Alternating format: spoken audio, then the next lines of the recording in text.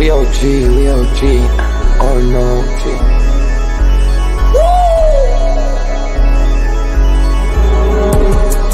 You're not bullish enough. Yeah. Oh no, you're not bullish enough. You ain't got the oh no. I get stoned by the bolo. Bitcoin set to Olo. Yeah. Experts on reload. Yeah. You're not bullish enough. Yeah. Oh no, you're not bullish enough. You ain't got the oh no. I get stoned by the bolo. Bitcoin set to Olo. Experts on reload. Mempool getting hot. Everybody wanna rock. Ayy. Runes is coming. Everybody on a knot. Ayy. It's a nuisance. Ordinal Revolution. Ayy. Ordinal Revolution. Yo, it's my guy for real, bro. Got French right now. Yo, BRC 420, bro. Yo, that shit on fire, bro. Imagine if he in here. Yeah, lock it in the seal. Murder. I got balls of steel. Nookie on the field. Yeah, this shit for real. With no calls, I get so far. Got 100 phone calls that I go hard, and they gon' love me. Smoke weed, huddle back. I get shiesty. Where my Bitcoin looking lovely. All this Satoshi's nothing above me.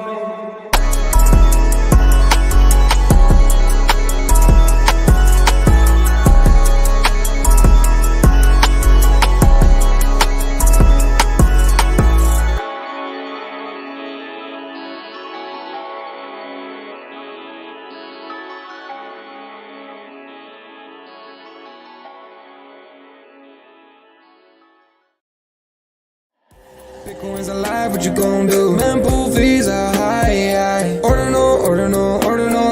Where does it stop? Nobody knows. It's a revolution. Ayy, Bitcoin is the one, no substitution. Ayy, with Shizzy and Yagobi, it's Ordinal Revolution. Welcome back to Ordinal Revolution. My name is Shizzy. On this channel, we go into the entire Ordinal market, Bitcoin Ordinal marketplace. Sorry, guys, messing up today, but it's feeling like a Monday for me today. But we have a lot going on today, getting to a lot of amazing topics. We're going to touch on everything. I mean, the big news of today is obviously the Mt. Gox transfers 9 billion Bitcoin to a single address, and yeah, so they're getting ready to deploy the Bitcoin to the people who who got their accounts hacked back in 2013. And when I say accounts, I mean the entire Mt. Gox exchange when they had their accounts on there. So you're able to deposit Bitcoin on there, and then trade as you were, and then hopefully you get your Bitcoin out. Very centralized, but that got hacked, and they lost 107,000 Bitcoin still on there. They got transferred out in one payment, not 107,000 in one payment. 9 billion worth of Bitcoin in one single out. So that's going to another wallet, and that wallet's probably going to send to many addresses. So that's pretty crazy. We got a healthcare company buys $40 million in Bitcoin. 90% of all Bitcoin transactions last 24 hours were Rune mints, guys. So if you think Runes is down, it's not gonna be for long. I can tell you that. And a lot of other stuff going on, a lot of Track stuff. We're gonna dig deep in the Track's new article. A lot of amazing stuff in there. Very bullish on them, and just some new news around the space. Without further ado, I'm bringing my partner here, as always, Mr. Yagobi. What's up? I gotta do that. Next time I gotta pull the arrow out of my quiver. What's going on, man? Definitely feels like a Monday today. It's because like yesterday was Memorial Day. Yeah. And even though we were working and we were grinding, it kind of felt like, I don't know, it's just weird. Even if you work on the holiday, sometimes it just feels like you have that holiday mood, right? And that's how yesterday kind of was. But yeah, man.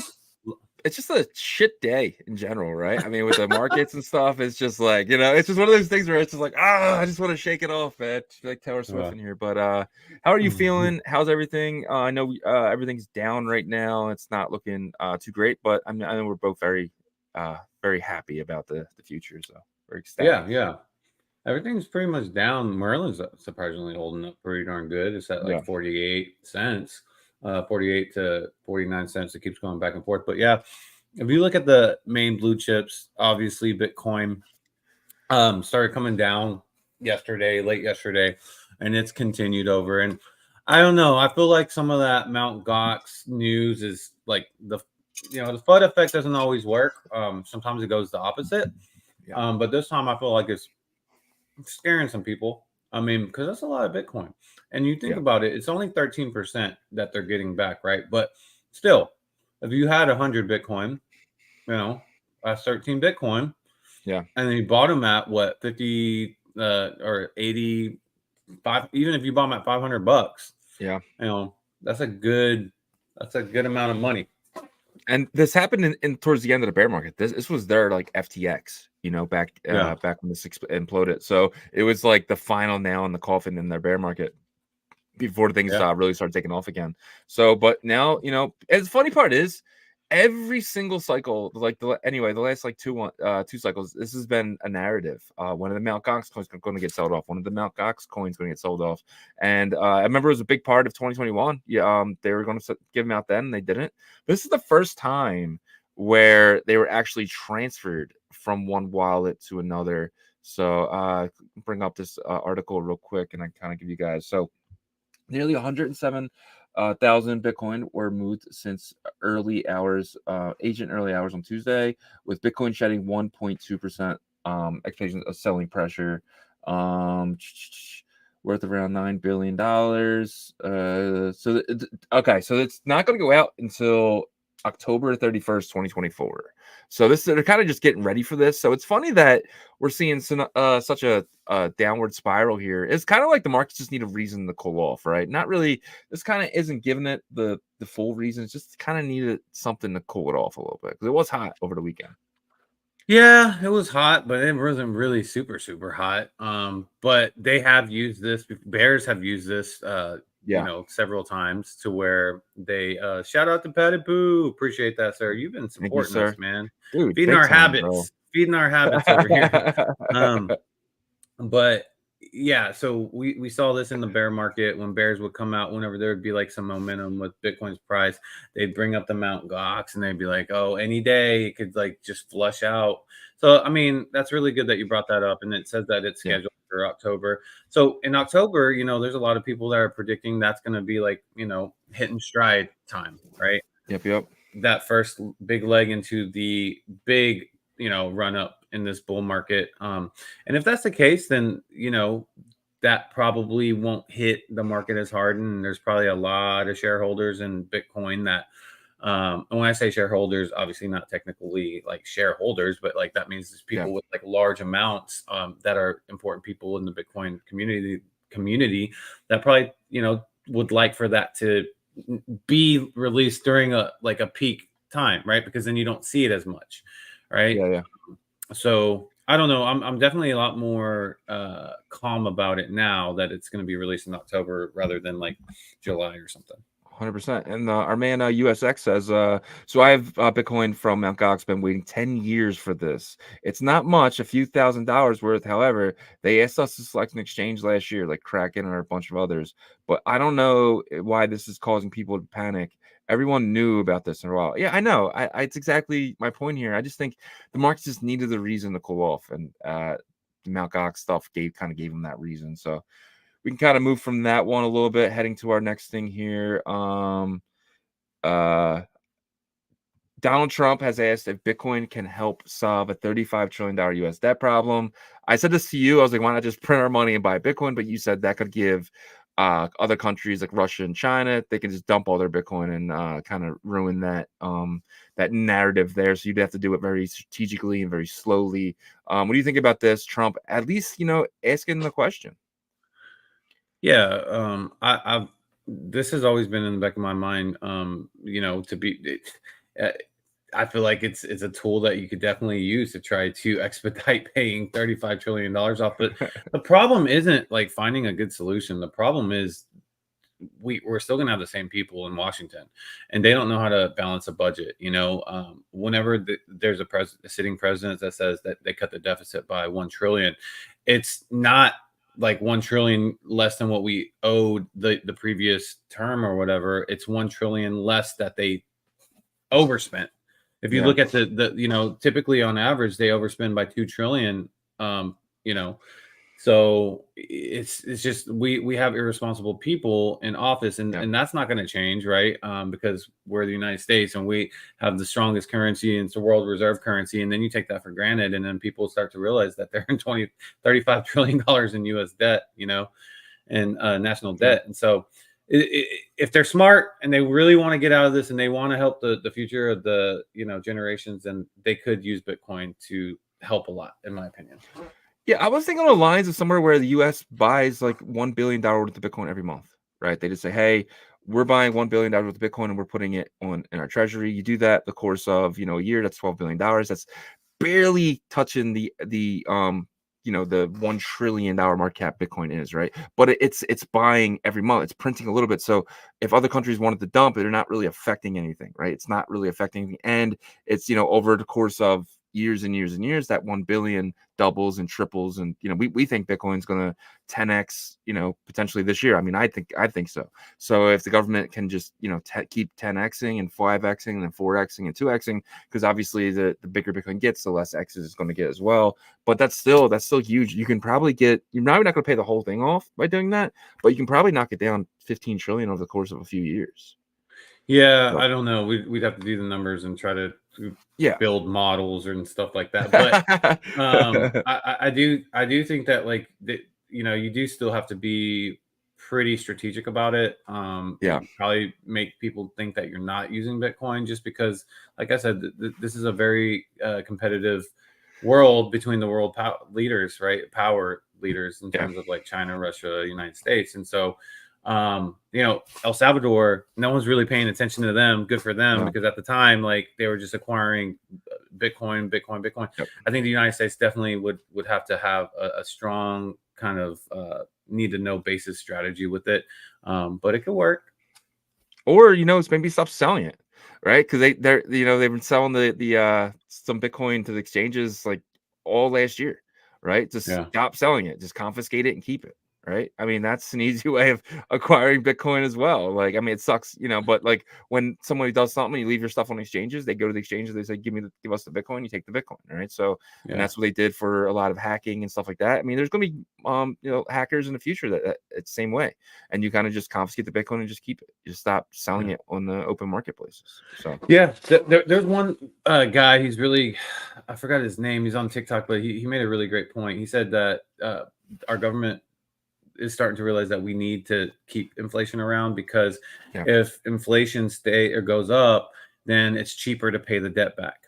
Yeah, well, that's what I mean, because salaries will go up, even the cost of goods go up, salaries go up, and all that stuff. But your mortgage is going to stay the same because that's a fixed rate, fixed amount, and stuff like that. So, I was just kind of like, there's no way our government's responsible enough to take advantage of that. You know what I mean? Because they'll just keep spending. They're just trying to line their pockets. But anyways, 100%. Yeah.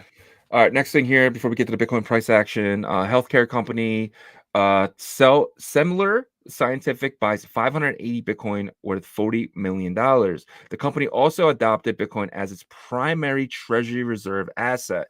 This is huge because this is going to be something that we see constantly. We're going to see this throughout this entire bull market.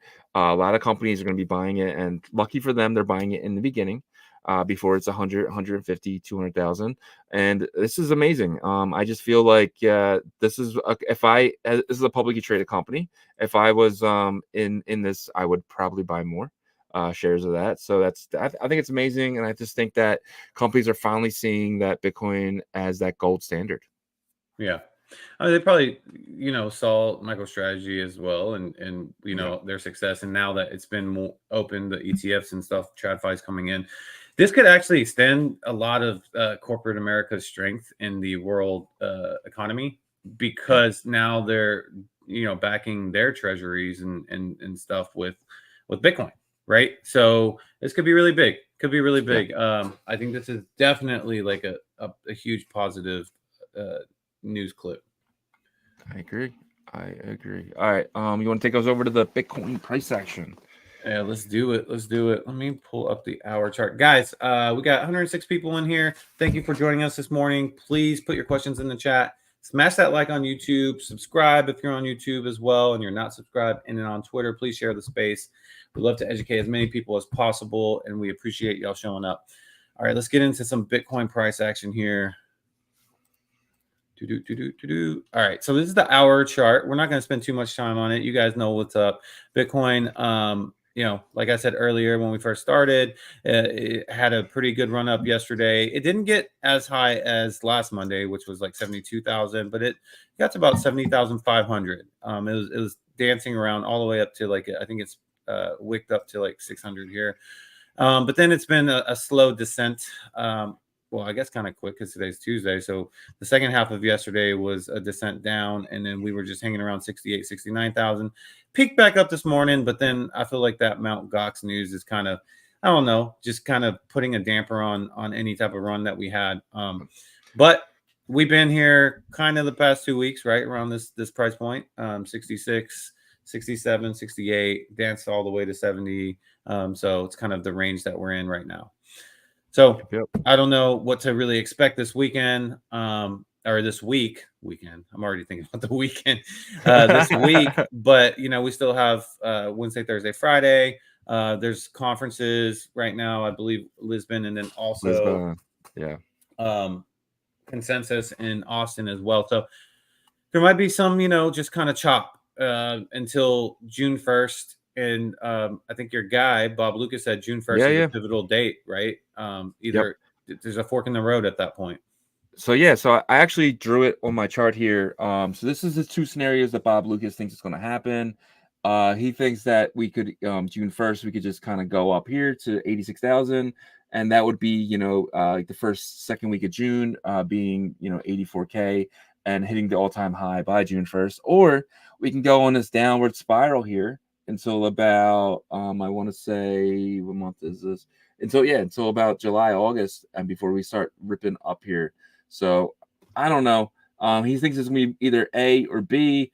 Put it in the chat. What do you guys think? Do you guys think we fly up from here, or do you guys think we kind of go on this little path down here all the way back down to 62,000 for the next month and really chop it out, and then eventually go back up and not really see 78K until July 4th, and that would be the sell in May and go away thing as well. I mean, so yeah. So what is that target date that he has for option B to bottom out at? So option B, right, I think it would be like July. Why am I not seeing the dates? Okay. For some reason it goes away here. But I think he said it's like July 8th. Yeah, okay. It's like a couple days after. It would bottom right after July 4th. Gotcha. And then, but if it takes off on June 1st, then we're looking at a strong, like, continuous trajectory is what he's saying. He's thinking we hit 85,000 by like the 14th of June. Jeez, 85,000 that would be a lot. I don't know. I mean, 85,000, if we hit that by the middle of June, and then it hangs around between 85,000 and like 75, or even a little bit lower up until the end of the summer, I think that's a good chop. That's like a healthier chop, right? You get there, excited, little market push, and then maybe you chill at the end of like July, August, September, and then kind of like last year where October was like the jump up, and then heading into the winter months, right? So I can see something like that too. Obviously, nothing goes exactly like anybody says. Rarely it does.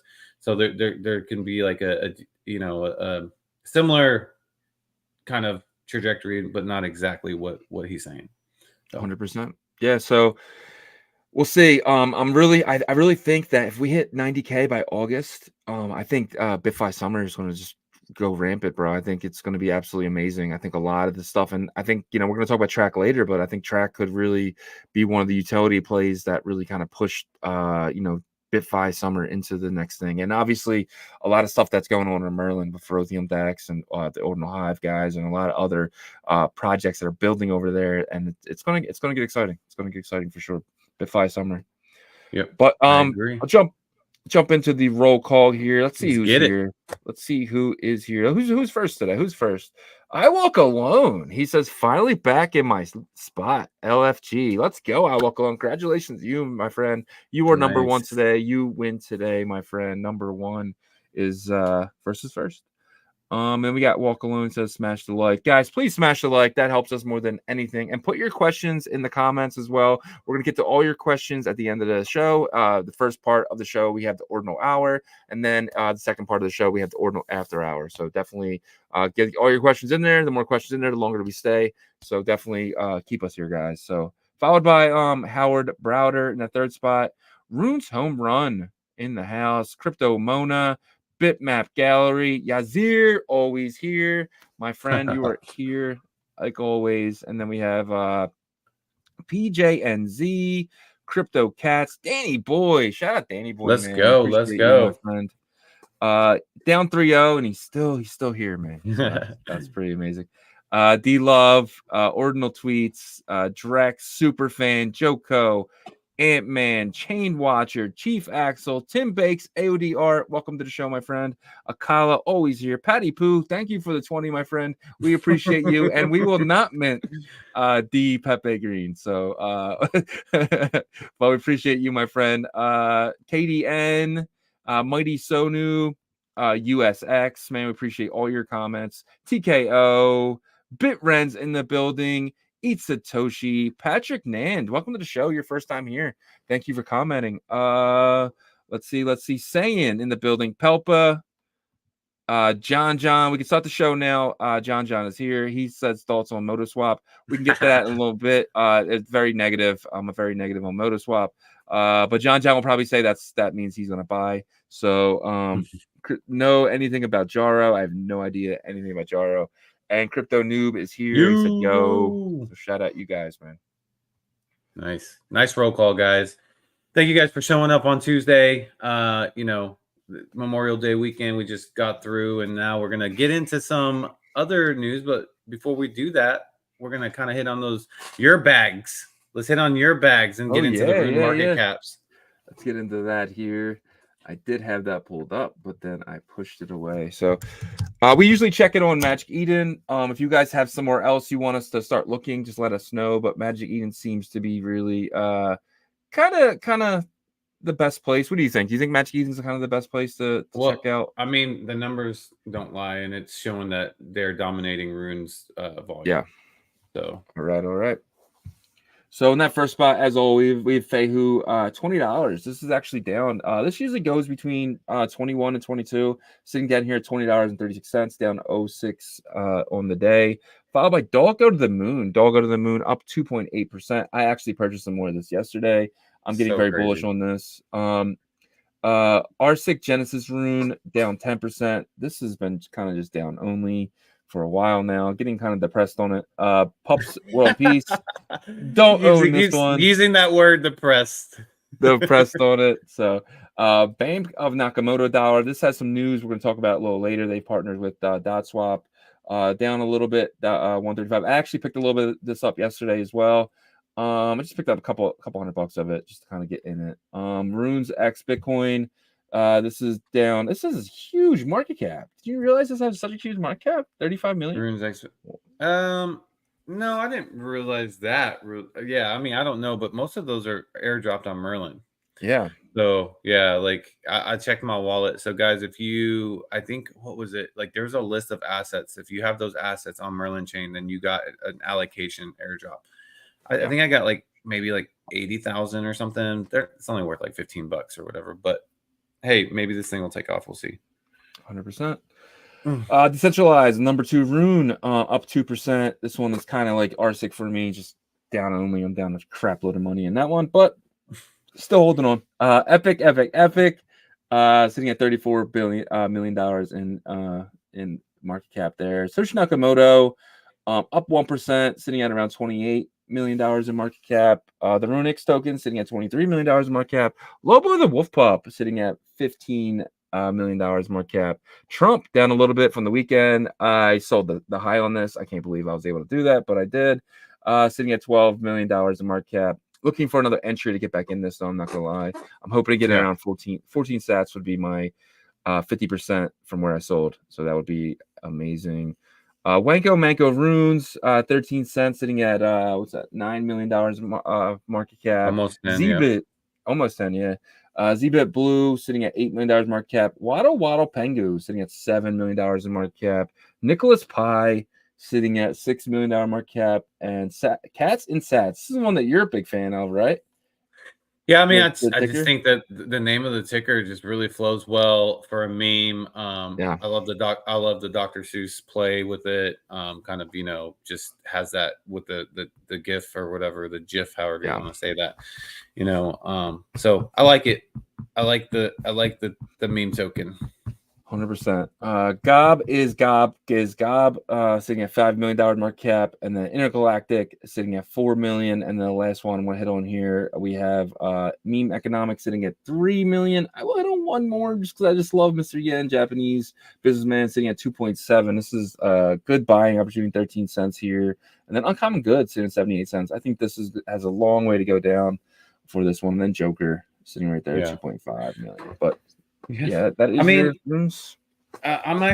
I feel pretty good, even though there's a lot of those that are down a lot in the past couple of days. I feel good because Dog is holding its market cap, $420 million market cap. It's up 2.83. I think when Dog starts to bleed out pretty hard, then we got to be worried.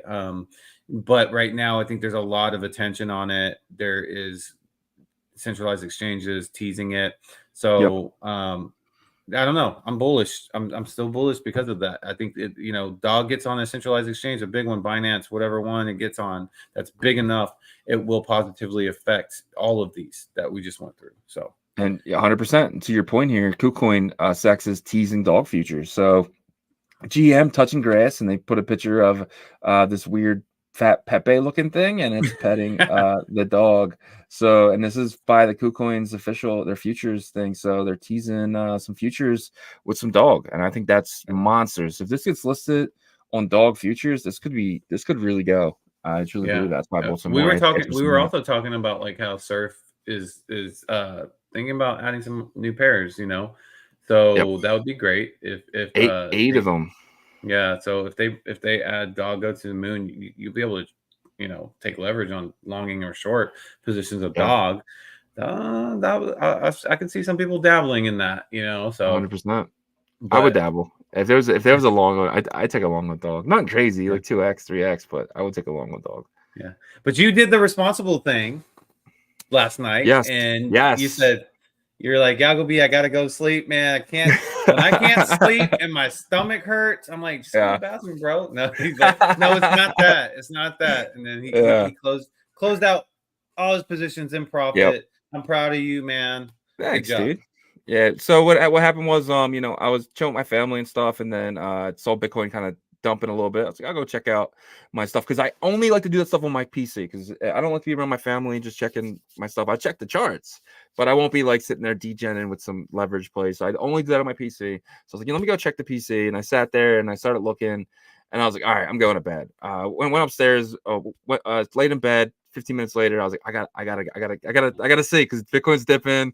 I'm up a lot of money in a lot of my leverage plays, and I was like, I just don't want to lose what I gained.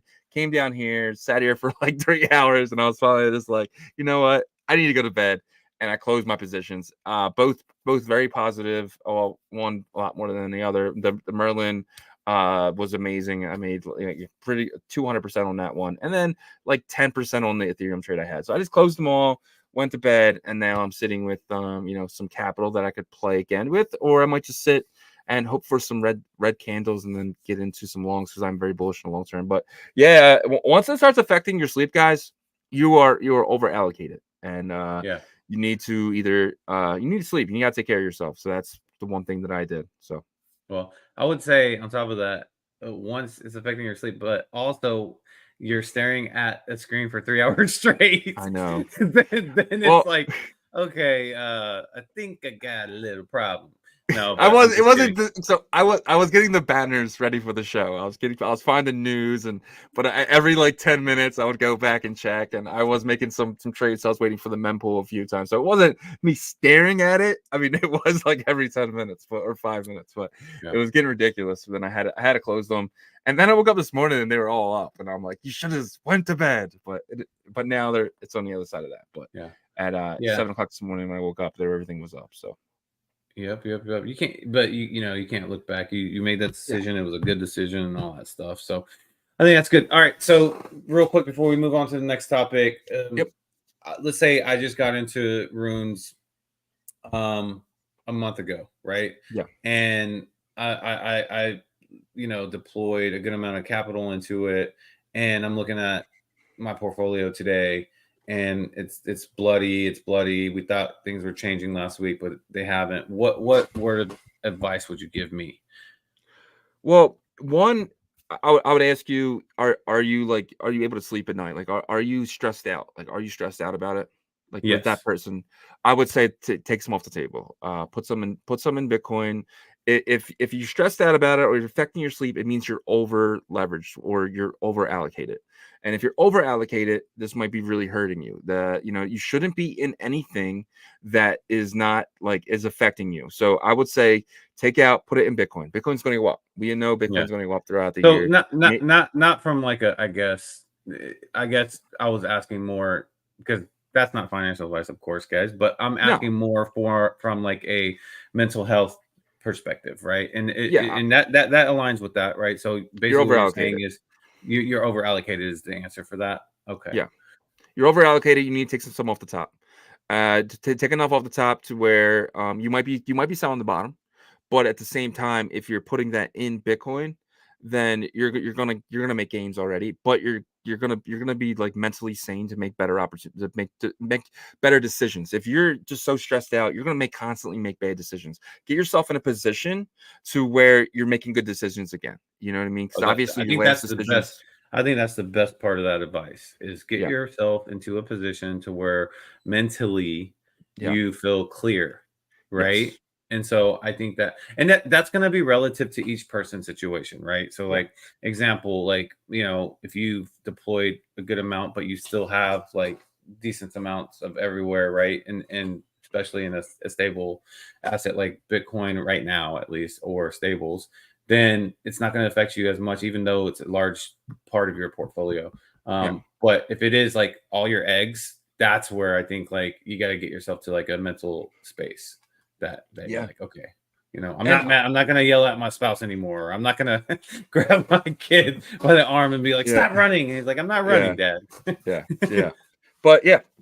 And to your point there, like me, I am over allocated in the runes, but I can sleep at night with it. I'm very comfortable with those positions. Like, so for me, it's like I do have Bitcoin on the side though, but like I'm not checking the price of RSIC like throughout the day. I check it maybe once or twice. I'm not checking the price of, I do have a quite amount of money in them. Like, like it would pay all my bills for 3 months. I'd argue that you're not over allocated because you're okay with it. But you have a lot. Yeah. You have a lot of capital deployed. I mean, I could pay my bills for 3 months with just an RSIC. I could, what's just in dog and what's just in. I can go for a whole year with just taking that money out and living off it. Right? It's a lot of money, but I'm very confident in those at minimum 2xing. Right? So for me, I'm just okay with waiting. I'm okay with going down before we go up. But so I mean, but there might be a time where I do feel like, oh crap, I lost so much money already. I just got to pull out. But it's not yet. Gotcha. But good question though. Awesome. All right, where you want to go next? I think that real quickly, I just want to hit on something that is still on the same with the runes. Quick before we leave runes, go to track. But Rune 37 cooked the mempool, surpassed 1 million mints. 1 million mints. It is the second biggest, I think, behind. I don't even know. I think it's behind something, but it's become the third most minted rune ever. This is huge. I didn't even know about Cook the Mempool until recently. But it's pretty insane how people are still out there. They're still minting. The number? 37. 37. So if you just go to mints, it's behind. what is it, like max mints Yeah, so or uncommon. mints, Yeah, mints. Okay, I yeah. see. So it's I number got you. 2 actually. Oh wow. It's only behind Uncommon Goods. Has 1,200,096 minutes. So there is no cap on this. It's just kind of rolling. I don't know where to find the cap. Like what? Well, I guess it's a block time. Yeah, Probably. I Well, think there's the it's max block time. supply. The max supply is 21 billion. Okay. And it This is meant ways to go. the mint ends in 2,540 blocks, which is roughly Okay. around 17 days, it says. Okay, so it can either hit the max supply or it can just mint until that. So that's pretty cool. Yeah. Interesting. You're getting a little bit of a sats fill here, or what? Kind of, man. I mean, it still has plenty of time to go as well. And transaction fee is cheap right now too. This might be one to get into, honestly. Cook the mempool. Yeah. Interesting. Yeah, definitely, man. I mean, stats obviously took like the entire summer. Yeah. You know, This to could mint possibly out. do that. Well, it says 17 days, so no, because there's a timer on this one. Oh, is there? Okay. 2,540 blocks, Oh, okay. right? So whether they make it to 21 billion or not, it's going to cut off on that block height, whatever that block is on the 2,540 blocks from right now. So, but still 17 days, it would be kind of somewhere in the middle, I feel like, of like a rats and a sats, you know, in terms of holders and all that stuff. Because right now they're sitting at 7,817 holders. If you go 17 more days, I imagine that's gonna. Yeah. I don't know how many times it will be multiplied, but a lot, I would imagine. Yeah, we'll see. I'm curious. I'm gonna keep my eye on it. Loving the holders. It's really building there. Probably get to 10,000, 20,000, maybe potentially. So that's pretty cool. It's pretty cool. We're still minting. We're still minting runes, guys. Yeah, it's not over yet. So Yeah. All right, jumping over to the next thing. Do you want to hit on anything, or you just want to just keep going? Yeah, I say we just keep going because this next bit of news right here is probably one of the biggest stories right now in our space. Yeah, man. So Track put out a Medium article. Before we get into that, Track is giving everyone an opportunity to win an allow list spot for an upcoming public launch for TAP. If you want a spot, then here's what you need to do. Just pledge 100 tracks. So if you go to the Track's Twitter, you can actually get a allow list spot, which will allow you to be able to do the I think it's CoinList who's doing the launch, so you'll be able to do that. So if you're interested in getting the tap, you can actually just go to their Twitter and fill out a paper, pledge 100 track, which is I think is like what not much money at all. I think it's a few $100. So is it? It's 100 track. Yeah, so yeah, about 300. Yeah, close to 300 probably. Yeah. Yep. So wait, hold on. You have to pledge the 100 track to get into the lottery. Yeah, so you have to pretty much pay to get into the lottery for the tap allow list. But you can buy as much as you want once you're on that. So potentially it could be pretty big, but who knows? Yeah, I don't want to pay $300 though, because I'm a cheapskate right now. Yeah, man, I hear you. So Track put out this amazing article, basically saying the ecosystem validator was created to help people who don't know how to run a validator. So that's me and you, right? I don't know how to run a validator, but I want to stake my track, right? So, just to sum this article up, it's a very good article. I highly recommend you guys go and read it. It's on the Track Twitter. So basically the big points of it is that you will be able to stake your track as much as you want, up to 1 million. So you probably only have a few days before it gets up to that, because there's 21 million track. I'm sure it's going to fill up very quickly. So up to 1 million track, you can get in these pools. So these pools are going to pay out pretty amazing rewards. You're going to get obviously the tap token, you're going to get the spooky token, you're going to get the launch punks token, and you're going to get the foxy token. So and so you put that in there. The bigger your allocation is, the more you'll get. Obviously, as to say you have 888 track, deposit 8,888 track in the validator, and the all the track in there is 888,100,000. You get 1% of the validator pool. So you can do the math how much you put in. It's probably going to hit 1 million. I can't see it not hitting 1 million track in there. So potentially you can get a good portion of it, and you're going to get a whole bunch of tokens. You're going to get, like I said, punk tokens, foxy tokens, spooky tokens. So that's huge. And if they do have any other projects coming on track or tap, you'll get a portion of that as well. So the more projects come on, the more allocation you'll get. So potentially this thing could just keep going and going and going. You can get free tokens the entire time in there. And it's going to lock up 1 million track, which is pretty crazy.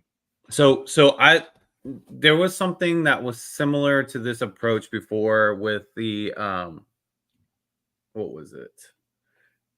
The guys from Sora, the Karma token, where they allowed you to swap out and you get Karma. But I look at this like 100 times better, because I'll tell you why. You have projects in the Tap ecosystem that aren't going away, that are building. We've been in communication with the Foxy team forever. Like Kimmy's on that team. If you guys have hung around us long enough, you know that Kimmy was kind of like an extended part of our team, because we used to run spaces together on every Saturday.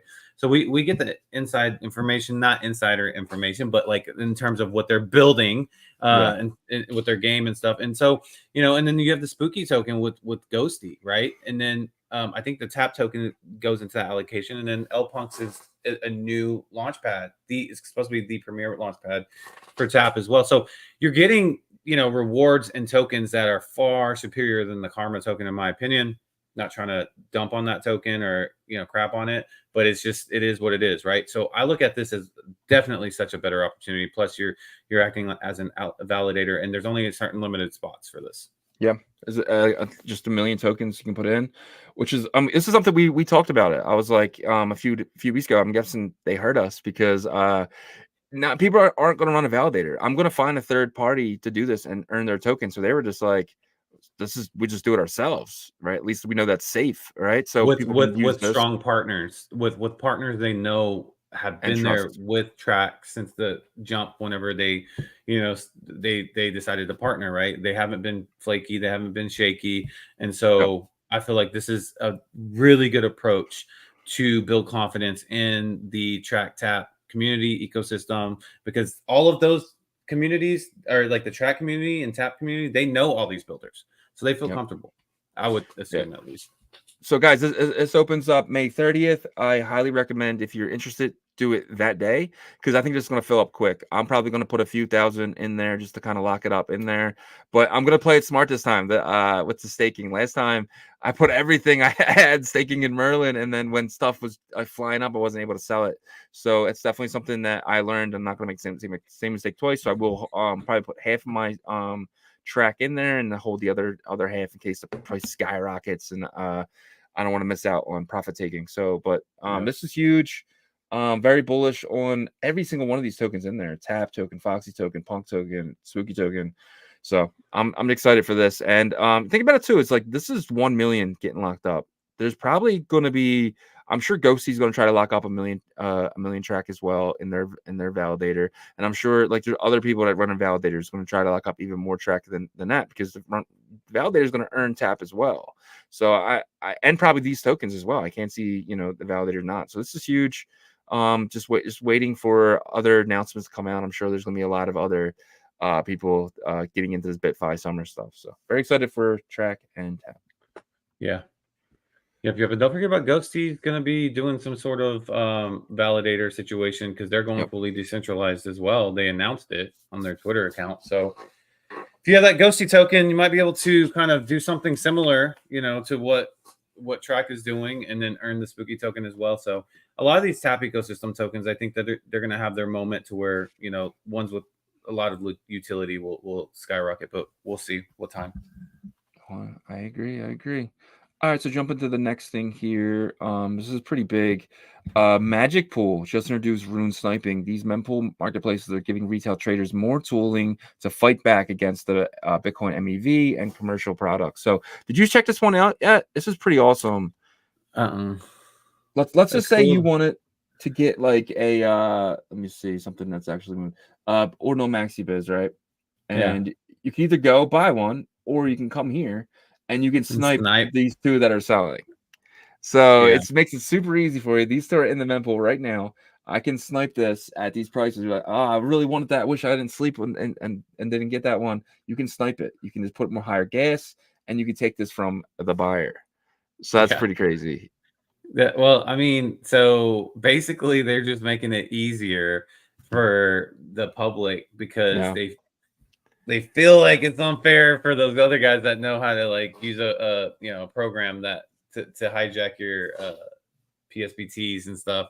But hey, I think this is cool, and it should kind of even out the playing field, right? Because now I'm sure those people that were depending upon like getting cheap node monks and stuff like that, it's not going to be easy anymore, so but I still think the person that pays attention the most is going to probably win out this. And then you can see some crazy back and forth, like the PSBTs get hijacked like 4 times before the final sell, and you're like, really I paid more than what it would have been. And let's just say you want to Feihu, right? And you're like, oh damn, I missed that. You can come in here and you can snipe the ones that are in mempool as well, right? So if you miss a price, crazy, you can come in here. So runes are snipeable now. Yes, you can snipe the runes. Yeah. Well, they said that you can't snipe the mint, right? But we know that's you can't snipe the mint. You can, but you and I got hijacked when we were trying to mint Satoshi. Yep. But anyways, so I mean, all these are in here, guys. All you have to do, let's say you want a Joker token and you missed out on the 0.16, and right now the floor is 0.18. You could still get it for the 0.16.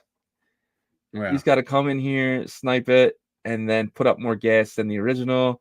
And I'm sure it's going to give you that, like, the whole 9 yards of it. Yeah, connect your wallet and stuff like that. So pretty awesome. And this is by the guy who he has the Wizards Ordinal. Yeah, he's a collector, so he's like a known builder in the space. So this is a very safe site and stuff like that. Jake that tweeted it. That's how I seen it for the first time. Okay, and it's very safe. It's not like I wouldn't be too worried about connecting my wallet to this. Still might practice good hygiene and connect a tester wallet, maybe some wallet that you do all your testing with. Make sure you don't have any pandas in there that you could lose if you test the wrong thing. And for that, but something that I made a mistake on, but. Yeah, man, I thought it was really cool. I wanted to bring that to you guys' attention. So, yeah, hey, we're all about educating on new tools and stuff to make it a more fair playground. We're gonna see more and more stuff like this come out. I can't wait till Ordinal Hive releases their product because I think they're gonna have tons of stuff like that, right? Yeah, but really, really cool that just the everyday person can snipe as well. And I think I got that wrong about the mint with Satoshi Nakamoto. I don't think we got sniped. Someone paid higher gas and just leapfrogged us on that. So 100% or higher fees. Yep. All right. The next thing here, surf protocol, maximize your surf points by checking in daily. So you just go to surf.one, complete daily tasks to unlock even more bonuses. So I can kind of show my screen here again. It's really cool. It just came out today. Check in. So you just go in here, you just check in. Boom. Check in with your Merlin wallet, whatever you use. And then, after 3 days, you get 1,200 extra points. After 7 days, you get 2,500 extra points. And after 15 days, you get 6,000 extra points. So, and I'm sure this is going to continue throughout. So, obviously, Surf has not done their TGE yet. And as you can see, you're earning trader points, you're earning airdrop points, and this will get you more points. So, I have a good portion of points here. So, you get 300,000 because I've been trading on the site to earn the airdrop. And this is just another way.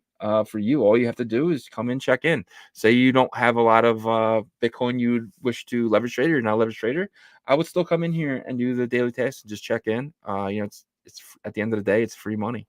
So yeah, I mean, Surf is really kind of building themselves into a position to where they could be a really premier focused, DApp on Merlin. Yep.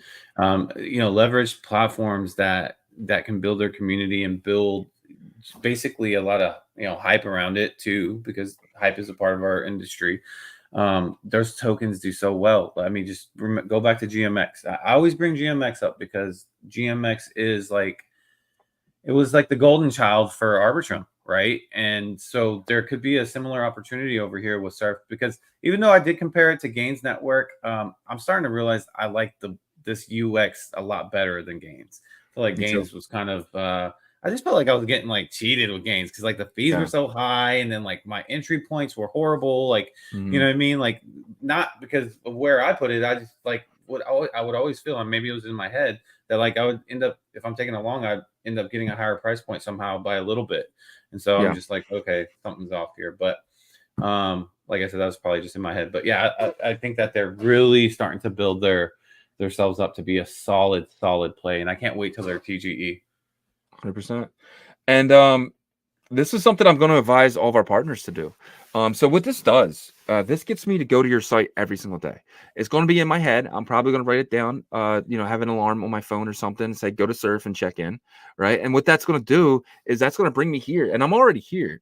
What's stopping me from just going in and making a little leverage trade, right? So a little check-in trade, So, I'll put $100 on a 50x ETH and just see what happens. I lose $100 or I make a lot of money. It's just, it's a casino, right? But at the same time, you can just take 2x on something, have your liquidation price way under, but still get some really good gains on like not a lot of money as well. So there's plenty of things you can do. You can do things the degenerate way, you can do things the safe way, but this is another tool that it can be in your arsenal that you can use if you're so confident the price is going to go up. Why not put your money where your mouth is, right? So that's something what surf is for. But think about it, dude. Like Verothium DEX, Ordinal Hive, having something like this, it's just smart. Yeah, no, I agree with you 100% on that. And just make sure the points reward at the end of whatever you decide to do is worth it. It could be like a Jupiter thing, right? Like on Solana, that like a lot of people were kind of like, what are they going to do? What are they going to do? This kid found out that at least like they're going to do something, and so he tried to go through all the possible scenarios and just kept doing it every day. Checking could be like that, just adding to your points, right? And eventually probably add to some sort of airdrop or something. You never know where it could go, but I agree. I think the marketing approach is pretty brilliant. Yeah, it's really smart. I think it's stupid not to. I'm definitely gonna advise Fluid and Traverse, and maybe think about doing this type of well. Think about it. Think about if you can just go and you can earn like one coin. Let's just say, for instance, because like Traverse, for instance, they have their coins. You can just go and every day you check in, you earn 1 coin, and you don't claim those coins until you have enough for the gas fee to make sense, right? So let's just say you do it for 365 days. Now 365 coins, you kind of claim it. You made money from doing nothing. You made money from just your time, right? Which is absolutely amazing. And if the coin goes up, you're very happy. So it's just smart. This is really smart. I was highly impressed. I'm surprised. I was just mad at myself for not thinking of it first. I should have thought of it. Yeah, we can even do something like that for the website, So yeah, we could. We'll see. I mean, just saying, like, yeah, I definitely think it's a good approach for like dApps and stuff for usage, right? You want users to use the product or feel familiar with your product and dApp. So yeah, I think that's a great approach there. All right. We're getting close to the end of the Ordinal Hour here. We do have a few things to check. I guess one last thing to check up on. So DotSwap and Bank announced partnership. DotSwap is joining forces with Bank. Bank is to bring new innovations to Bitcoin DeFi. NUSD is backed 1-to-1 with USDE at the moment. So actually, NUSDE is a tether on Athena. So Athena is this monster protocol that is building. It's very big. It's number like 88 in coin market cap. It's huge. And so basically they're using Athena's NUSD as their backing, which is kind of smart because you're bringing Athena USDE to Bitcoin. All right. So I don't know. I just think I didn't really know this. And Mark Jeffrey, who is someone who I am really big on, he was actually talking about this on his show. He has a Twitter show now, and he was actually talking about it. It wasn't live, it's recorded, but he put it out, and I actually watched the whole thing, and I'm just like, wow, I'm getting more and more bullish on. So was he bullish on NUSD? Big time. He was. Interesting. Yeah. Interesting.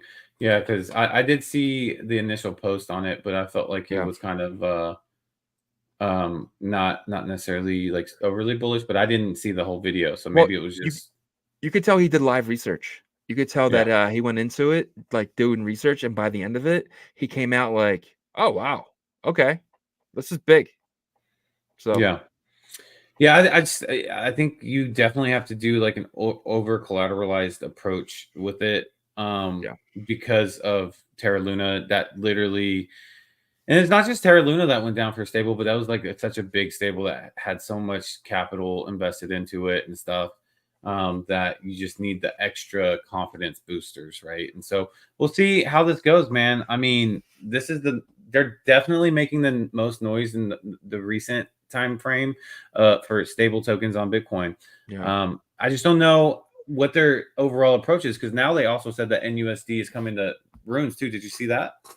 So, wow, so Vamp said that NUSD is coming to Runes too. So if they have a Runes USD, and then they have a BRC20 USD, and then they eventually doing a TAP USD. So in my mind, I'm just like, are they trying to be the stable token for all these meta protocols? Which, if we're in the multi-meta protocol fungible token world, makes sense to do that, right? So, hey, I still hate that Jack Lou's behind it, but hey, if the man can prove me wrong, I will gladly eat my crow on that, because I think it's something that's needed. One thing I always say is, like, I like founders who failed before. Like, I love found because they made mistakes, right? Like, education is very expensive, and sometimes it's kind of like your reputation as well that gets affected. So, founder on their third, fourth project, that's a lot of knowledge that Jack has gained over the years. So maybe this is the one. Maybe this is finally his push to success. Yeah. Well, and plus, like, failure is, relative to people's like perception for certain situations, right? Like, if a company walks away like with $5 million more than they had when they started, that's not necessarily a failure, but like for the communities and stuff, like, to keep going, 100%, and it does affect their credibility. 100%. There's like that token that he had on BRC20s that you were claiming for Bitmap BPM. It went to BMP zero, or whatever right? I mean, it's not probably not worth anything. And before that, Satoshi Vision, it's going to zero eventually, right? So it's just like, was that his? BSV, he was like the CEO of it, wasn't he? Sorry, BSV. Satoshi Vision. No, layer 2 thing. No. And then also there was Ord Swap in the very, very beginning. That was I'm not sure what happened in that platform, but there was Ord Swap as well, which I think I don't know if it's still there, but that was one of the exchanges, the very first exchanges for ordinals and stuff. And that just kind of disappeared, I think. I'm not sure. I got to look into that one. But I did say that was the last, but there is one more that I skipped, and I really want to talk about this one. So, Emblem Vault announced the release of the first Bitcoin Vault, as well as Emblem's first time locked vault. So they have something like probably like Traverse happening with that. They're doing their locked vault as well, where you can kind of say, let's just say you want it out next year. I don't trust myself. I'm going to end up selling this like a jackass. I want to put my track in this vault. You can lock your vault up, and then in a year that'll be unlocked, and you can be either happy or sad that you did it. But it's a decision that you have to make. And I think it's really cool. The time locked vault on Bitcoin is tied to a specific block height, meaning the assets inside the Ordinal Vault won't be released until a specific Bitcoin block is mined. So shout out those guys at Emblem Vault. Shout out our man Jake.Sats. Always building something new, always innovating. Really cool that they just keep building. So shout out them. Yeah, happy for Adam McBride and Jake there. They've been working hard, and even though they didn't have like those Bitcoin vaults initially, they still always made sure they were involved with the Bitcoin ecosystem, Bitcoin ordinals, and they held spaces and all this stuff. So super happy. I'm super excited to see like the trajectory of Emblem Vault after Jake, our friend, got promoted to CEO. So I think he's definitely the right guy to put in that position to lead that project. And I think they'll probably end up having a token in the future, and that's one that I'll be looking at. 100%. Yep, definitely looking forward to something like that. So, and we're gonna try to get, if he does have a token, we'll try to get him our pass holders involved in that. So that'd be really cool. So yeah, we got about 2 minutes. Jake, so we got about 2 minutes left before the Ordinal After Hour. So I wanted to kind of ask you a question, right? And I know before I asked you about runes, but let's say I'm new today and I want to get involved with the Bitcoin ecosystem. Where would you start me? What would you say to me? Like, not specific investments, but just kind of like an overview of like what to look at. So what are you? Are you level 1, level 2, or level 3? Like, no, I've been in EVM only the whole time. Okay. But I'm pretty quick to pick things up. So you have transferred, let's just say, from Coinbase to easy. Okay. I would say just download an X first. First thing I'll tell you to download an X first. The second thing I would tell you is to send Bitcoin from one of those exchanges to your experts, right? So now you have Bitcoin on there. Then I would tell you to go buy a little dog. Dog is the safest rune. I would tell you then to go buy a little Ordi. Ordi is the safest BRC20. Then I'll tell you to go buy a little something on I don't know, on the track. I would just tell you to get involved in the 3, just buy a little bit, and that what that's going to do. When I say buy a little bit, I'm minimal as possible, the smallest amount you can possibly buy. What that's going to do, it's going to kind of show you the different aspects of each, right? And then I'll tell you maybe to go buy a antisocial frog. And again, it's a little bit of money, and it's kind of it's showing you exactly what to do. So next time you say, "Oh, I want to buy this," you've already experienced buying an ordinal. You already experienced buying a tap token. You already experienced buying a BRC20. You already experienced buying a rune. That alone will give you. You might lose a little money doing that, but that alone will give you everything you need for this ecosystem. Yeah, I think that's a good, kind of guidance there. The only thing I'd say maybe add on top of that would be get involved with some of the communities of some of these projects you've done research on that stand out to you. Getting involved into community over here is so big, and it like the network effect in the space that we're in is so strong, even though it's not a humongous space. It's because we're smaller, we're early to this ecosystem, and so you can connect easier at this point, right? And you can learn from a lot of these OGs, because one amazing thing about our space is the OGs here are super open to teaching people. They'll help guide you, and you even see it in our community, man. Like I want to give our community a huge props. You got Yash here answering questions in the chat. You got Mr. Sheedy constantly I walk alone, constantly helping people out, helping guide them, telling them from their past mistakes that they possibly fell into, using Traverse as a security vault, so you might not lose your assets like some of them did. And so but I think having that tool set along with kind of what you said of touching every ecosystem would be a really good start. Yeah, I would say too. I would say watch Ordinal Revolution. They're live Monday to Friday, religiously, 11 to 12:30, religiously. Watch them every single day. Watch Francis Dune. Watch the Block Runner.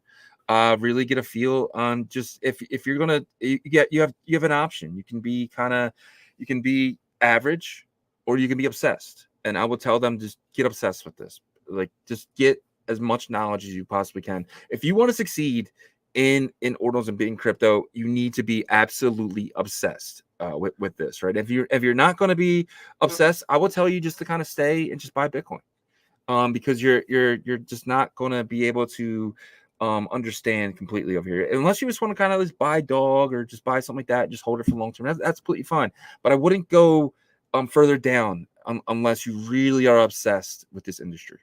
Yeah, I mean, we're in it every single day. Like, even though we're not streaming on weekends, we're still researching, and we're still in the Twitterverse and stuff, and DMing everybody and talking and stuff like that. And so I truly feel like I feel personally blessed, and I'm sure you do too, that we are almost I don't want to say forced, because we love to do this, but we have to be in it every single day, and it really teaches you how to maneuver in the space. So 100%. If you just practice that, I think it'll be really, really good.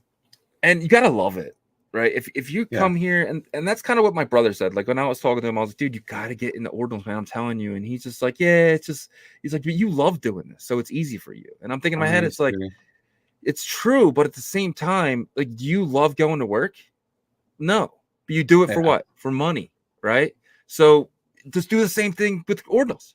Just do it, but you'll see the freedom in it, right? You'll see the oh wow, this is actually cool. Maybe that's just me being obsessed and being that's the way. But I think that's that your brother actually he'll hit the nail on its head. I mean, if you try to start a business in something that you're just 100% in it for the money, 100%, then you're actually probably going to end up either failing that or just getting so sick. Not everybody. Some people, a good example of people that succeed in that mentality are, in my opinion, are immigrants, right? Because my mother was an immigrant that came from Korea to the United States, and she had no choice but to grind every single day and building up a business, because she had 2 boys at home that she had to put food on the table for. Yeah. And so with that, it's like you can do a business like that if you come from that kind of. Plus, you came from a war-stricken country, right? And so, but like in our society today,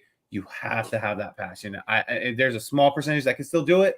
And those people probably passion is just money in general. It's just like that's all they always just want to be bling bling, and they love all that stuff. But like, man, how lucky are we to be in this, because we are passionate about this. And my brother is also another example. He's super passionate about sports cards. Yeah, and that's what built his business up to being like a really strong like empire of what he's built. So yeah, and I would say for someone who is not obsessed with this, you can still get involved. You can buy a few bitmaps. You can buy a few dog. You can buy a few, like, you can buy like some satoshis and stuff, some Bitcoin.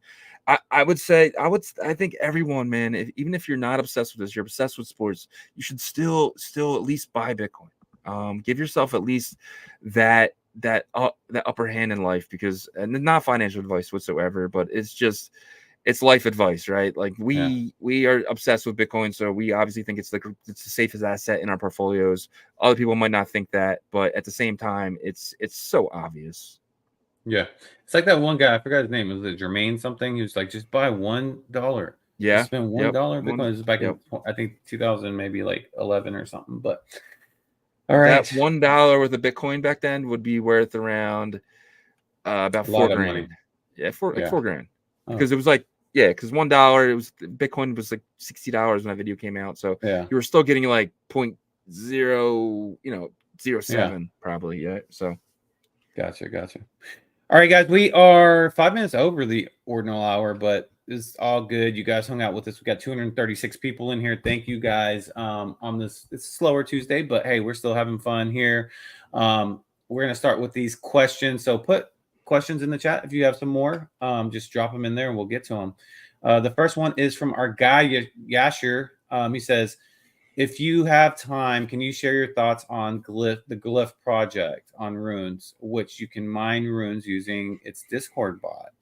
You lightly jumped into this, right? And you saw a little information. What do you think about it from what you learned in that little bit of period? You need an ordinal, Glyph ordinal, and then you need to go to their Discord and attach your wallet to that ordinal, and that way the Discord bot knows that you're a holder, and then it starts mining these tokens for you. Not really sure too much about more than that. It's very, very minor look into it. I will look further into it, Yazir, because you are always here. But it's just one of those things where it's just like it didn't get my attention. I'm not really not very big on that. Maybe I should though. Maybe I should start looking deeper. Well, if you think about it, like I still, earning tokens is great, but then like there has to be some sort of liquidity generating utility or something of your project to keep that token's floor up, right? And I think that's where they might run into some issues unless they have like a business model or something. But I do like the fact that this is a way to have people hold your ordinal and not flip it, right? So I feel like that's the approach they're going here is, hey, how can we get more holders, long-term holders? And this is a way you can earn a runes token. So I like that. And I think more projects need to think outside the box, kind of like the marketing thing with Surf or this, right? So imagine if you could earn, let's say Node Monks set this up with their Discord, and they said, if you just, stake your Node Monks or whatever, you can start earning, as long as you hold that Node Monk or whatever, and it's the Node Monk token for runes. I think that Node Monk token would probably like get a lot of attention, and the holders would go up. So that would allow you to be able to short it. Yep. Good point there. All right, Ant-Man says if you hold Traverse or Ghosty, you're getting a tap airdrop. Okay, well that's good to know. Wow, I didn't realize that's amazing because I own a crap load of Ghosty. Oh my god! I wonder when that snapshot's going to happen, though. That's crazy. So let's look further into that, because that could be some really good information. Ant-Man, if you could send me that at Shizzy Sats, I would love to. If you give any information or tweet or anything, please, that would be amazing. Yep. Chief Axel, what's up, brother? He says, "Good morning. Bullish on Ordinal Revolution and Traverse. Those are two entities that is really good to be bullish on, in my opinion. Be bullish on Fluid as well. be bullish on Fluid. Yep. All I can say, guys, that Yep. go check out their site. Like, you guys got to be using it. You're gonna earn points. It's gonna be big. Yep. Let's see. Oh, this was interesting. USX Quantum says he does heavy technical analysis and market cipher, and he says is popping a sell signal. It's always showed the top of the previous bull markets. Don't go down this hole with us. And he says we confirm in 3 days the sell signal. So I'm guessing it will dump until Trump is in. Oh, so I think he's talking about just maybe like a slow summer until like that big leg up. I think he follows up with this. He says, then we will fire back up and run hard like we are in 2019 run up, like the 2021 bull market. Okay. I don't know. How do you feel about that? You okay with that? You okay with having a dead summer? It's not. I don't think it's going to happen. I just think that there's the ETFs now and stuff, and the ETF just got listed. There's no shot. There are people, and Trump just came out and he's bullish on Bitcoin. The Biden's, that administration is now like, telling people to give the vote for stuff. He didn't veto. I just can't see it. There's gonna be a lot of liquidity coming into the markets during the summer. Apple's almost at its all-time high.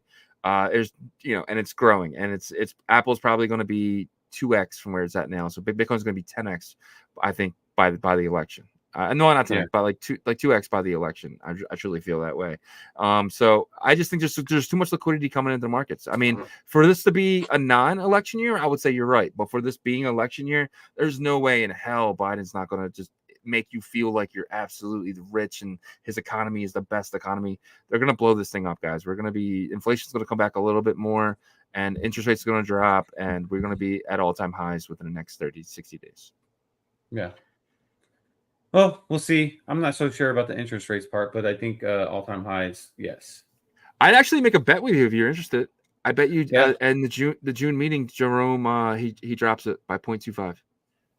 All right. Well, let's see what makes sense with that bet, and maybe we'll place that. All right. BitRens says, how do you feel about the past ghosty withdrawal from exchanges due to its privacy feature? Do you think this may affect future token price? Well, yes. It definitely did. But also I think we need to kind of see what Congress comes out with, right? So they're trying to push this Fit 21 bill, which has regulatory framework. It backs the SEC off. It features more of the CFTC, and at the end of the day, like Tornado Cash definitely had, I think 2 of their founders are in jail, or one of them is. But I think there might be some ease on, just overall if the United States starts to kind of lax on crypto. But there will probably be some fine lines that are created. There will be. And I wonder what they're going to have for privacy, because I think that definitely should be, something that has strong clarity. Nevertheless, Ghosty could cut that part of their product. They could. They've probably been advised, not advised to do so or not. I don't know, but they've been contemplating this probably because realizing that they might run into some legal issues and stuff. So we'll see. Yeah, I mean that's the thing too. Their bridge, and you can turn on the privacy function where they use Monero at the very end. They can just stop using Monero at the very end and still be that centralized bridge, which could go to decentralized. And so I think that they're being advised by really smart people at Street Labs, and I think that they'll make the best decisions for the token holders and their company. But the token did drop. That is okay. I was wondering what the reason was, but that actually is a big reason. If I get to say Gate.io, start doing withdrawals, forced withdrawals or something. Yeah. All right, John. What's up, John? He says, thoughts on Moto Swap, Shizzy. Yeah. So I don't want to touch on it. Yeah. So I'll talk a little bit, I guess, on it. I'll say that, like, I personally am not bullish on it, just because, I feel like there's other projects out there that are doing the same thing as them, and just the marketing approach isn't necessarily the best, but that's kind of where I'm on it. Who knows, maybe they prove me wrong, but we'll see, because they were just saying that they were building a lot of stuff, and I don't know. I'm personally not going to dabble with it. So they had an issue with a lawyer getting tokens, and they went on their I guess you can call it a what's that thing? Testnet Index. They went on their indexer. Oh yeah. And they changed the amount of tokens that he had. They basically erased his tokens, and something like that is not okay. And for that reason, I will never ever talk about this, touch it. And this is the last time I'm ever going to talk about MotoSwap on the show. That was really bad. But. Yep. All right. Let's see. Did you ever find anything about Jaro? I have no idea what that is. I'll look into it though. All right. Yeah. I will, Glenn. If you could put some more information about Jaro, we can look into it and touch on it next for tomorrow's show a little bit. John says he's on the same page as you on this with most okay, cool. This is a comment that I kind of want to touch on. We just tube says Rune is a failed experiment. I have to say, nothing personal. I definitely think it's way too early to say it's a failed experiment. It's a month old. Yeah, I think we gotta give it, at least 3 months, in my opinion. That's the minimum, and that's still a short time period. So I think you're definitely jumping the gun on that. Has it been great so far? No. If that's what you're trying to make, it's definitely been not great so far, but it's been 1 month. I'm still holding on to the fact that it's going to be the next ecosystem that really, does well here. And then shortly after that, probably Tap and some of these other ones. So we'll see, though. Maybe I'm wrong. Yeah. Yeah, man. What else we got? Date Diver, welcome to the show. Can you read the white paper AVM of Atomical? So I'll try to make that one of my tasks for this week. I do see them posting about it. I see them posting about the AVM. I don't know how they're doing it without an opcode to be able to create a virtual machine, unless it's offline or off chain, right? If all the computational functionality is happening off chain and all that stuff. But regardless, we've interviewed the founder of Atomicals twice. Yeah, twice. We've had private calls with him, and we both agree that he's a genius. He's smart. He's really smart. So we'll see. We'll see what he comes up with. Yeah, man.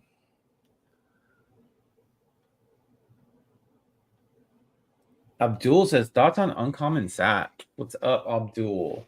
What do you think? Uncommon Sats, we were very bullish on these about, I want to say, close to about 8 months ago. But, there's more and more Uncommon Sats every single day, and they're just not seem to be getting bought up. I think $30 to $50 is where they're going for right now. So I just think there's going to be a time period where they do well. I just think that time period is late in the cycle. Yeah, definitely. I do feel like there's going to be a time and point where uncommon goods is the talk of the that time period, and it gets really hot, and the holder count goes up, and it's already getting bigger and bigger. But it's just we're a long ways away from that, in my opinion. Yep. Ichitoshi, what is up? Runes has been great. If you was an OG, I got millions of dog for free. How is that in failure? Yeah, I mean, OGs definitely came away OGs made it's weird. It's kind of like some of us are complaining, a little bit, but we kind of know how fungibles work here, so we know it's a matter of time. For one. For two, a lot of us got a free 10, 15, 20,000, in value. 1,000? Oh, I'm sorry. I got 2,000 runestone. Like, who the hell got 1,000 runestone? In value. So it's like you can't complain too much, because then you sound like a entitled, spoiled brat whenever you get a free $5,000, and then But I personally do think the pre-runes exhausted the new people that came in. Because imagine if you were new or you've been thinking about getting into ordinals and Bitcoin fungibles, you come in during the pre-rune phase after it's been airdropped to OGs, and you buy a runestone for, I don't know, like $7,000. No, let's say $7,000 when it was at its highest. That's or all-time whatever, right? high. Yeah. Let's say that you bought at that point, because I mean, at that point you had Wendy O talking about it. You had everybody talking about it, right? Yeah. And now you're sitting there and you're like, well, man, my investment right now is probably a little bit up. I think I would imagine. It's $3,300 for the 890 runes. So $3,300. So then you're down. Well, you still sell the runestone for another 1,000. Yeah. So you're still down about 3,000. If you bought the top, $3,000. If you bought the top, which maybe there wasn't a ton that bought the top, but there's probably some that bought between 3,000 and 7,000. 3,000 and 4,000 seem to be majority of the up. I mean, there was, it was probably like a week or two where it was at 0.1 and 0.9 and 0.8, but 0.7 is just, 0.07 is where it hung out for the majority of the time, and that would pretty much break you even. And if you're still holding that runestone, you are going to get 2 more airdrops. So yeah. Abdul says, are the under 10K block height uncommons worth buying?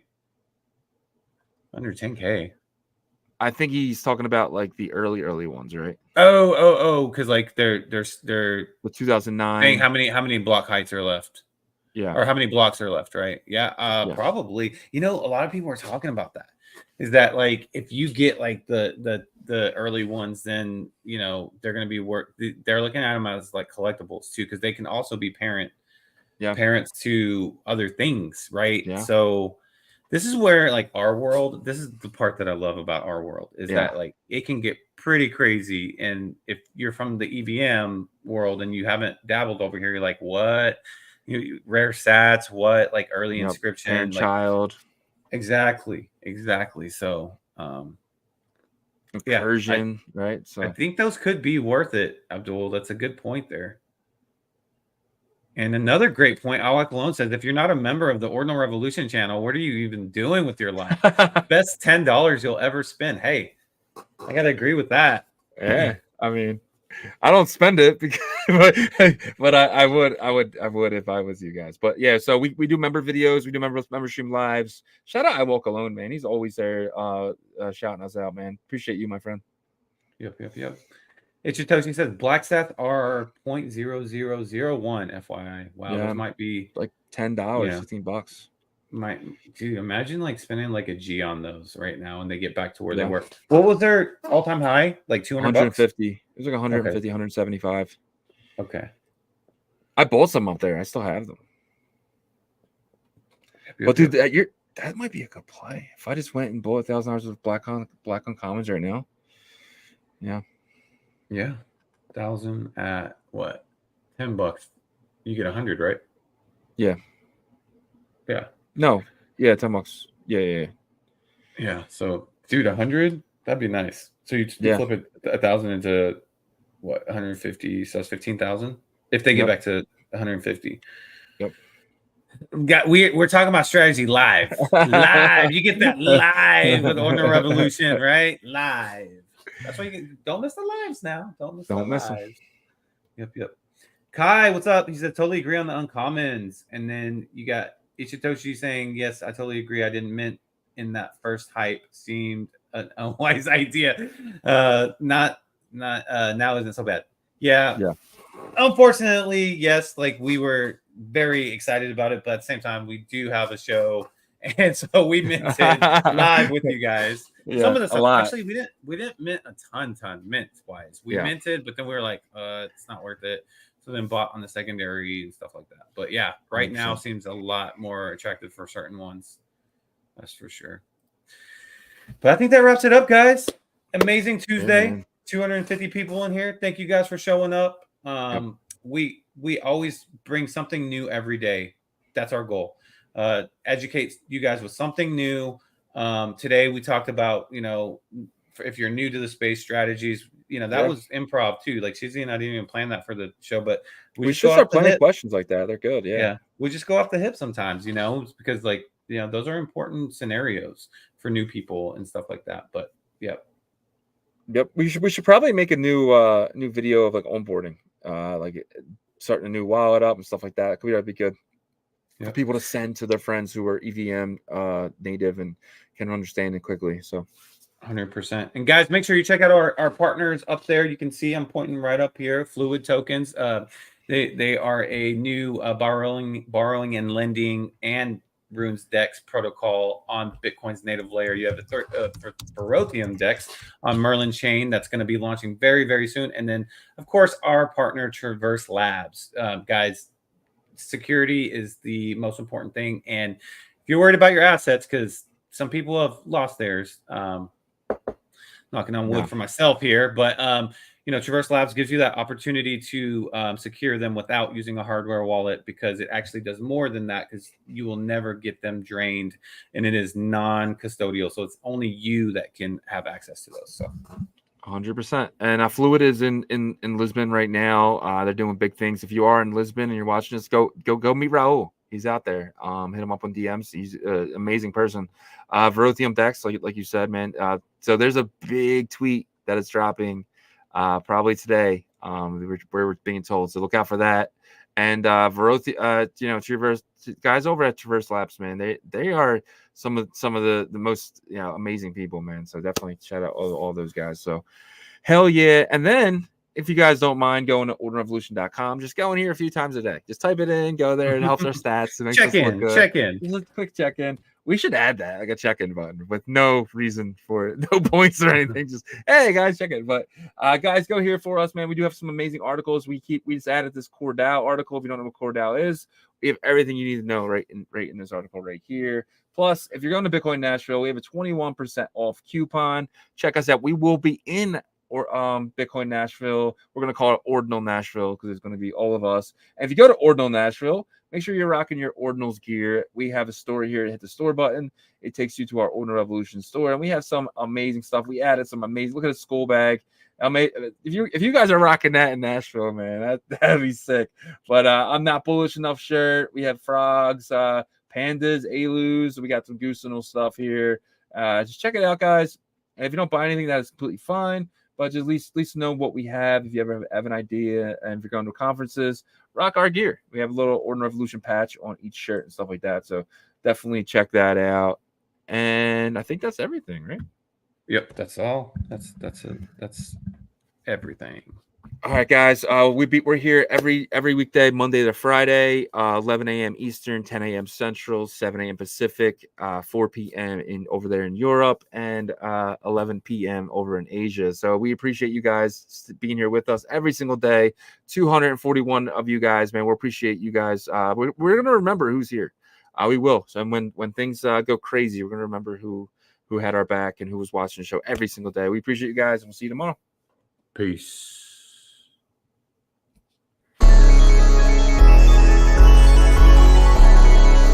We OG, or no OG.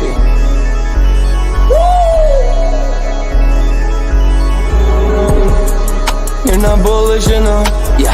Oh no, you're not bullish enough. You ain't got the oh no. I get stoned by the bolo. Bitcoin set to overload, yeah. Experts on reload, yeah. You're not bullish enough, yeah. Oh no, you're not bullish enough. You ain't got the oh no. I get stoned by the bolo. Bitcoin set to overload.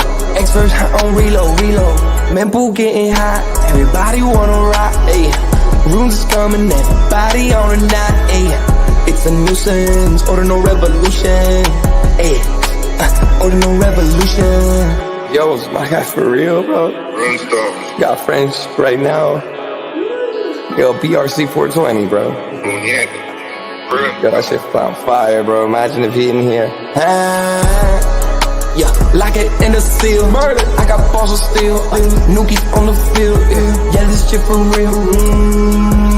With no calls, I get so far. Got 100 phone calls that I go hard, and they gon' love me. Smoke weed, huddle back. I get shiesty. Where my Bitcoin looking lovely. All this Satoshi's nothing above me.